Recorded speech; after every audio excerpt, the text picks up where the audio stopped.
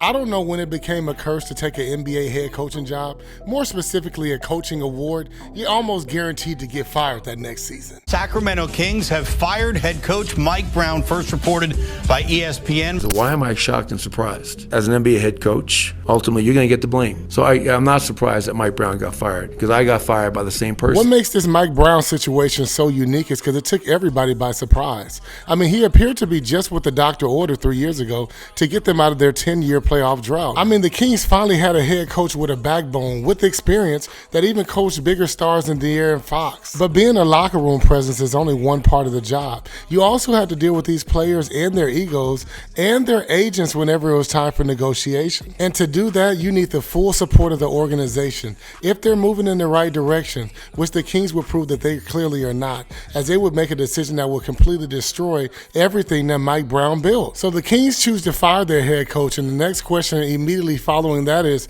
what are we going to do with De'Aaron Fox? Not just because he's a superstar, just because of he has the more tradable contract. I mean, you have some very interesting offers from Atlanta Hawks, San Antonio Spurs, Houston Rockets, and even the Los Angeles Lakers, which they always seem to have their name tied up in some type of trade talks, but it appears to be legit. But the real question is, why is this happening? The Kings just had a Cinderella story last year with their first playoff berth in 17 years. De'Aaron Fox was known as Mr. Fourth Quarter, and Mike Brown just won Coach of the Year. Honestly, I feel like it all came down to this one game.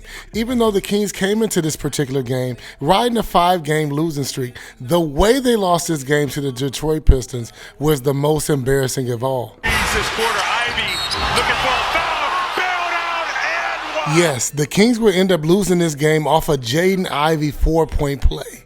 And Mike Brown couldn't help himself, and he should have never done this. Tough loss that at worst should have gone into overtime, at worst, because there shouldn't have been a closeout to any three-point shooter. If you're up 3, you gotta guard your man at the three-point line. There should be no closeout opportunity. No closeout opportunity. We told them that they know the only thing that can hurt us is a 3. You should be hugged up to your man at the three-point line.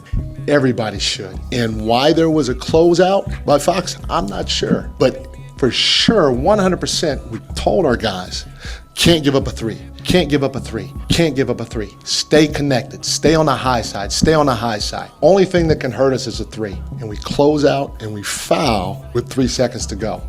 It's tough. And to relax like that at that point in the game was tough. And if you ask me, this is what got this man fired. You can tell by De'Aaron Fox's demeanor. He looks like he wants to cry. What did you see on the final play with the corner 3 from Jaden Ivey there? I mean, it doesn't really matter. It's not going to make anybody feel better, so.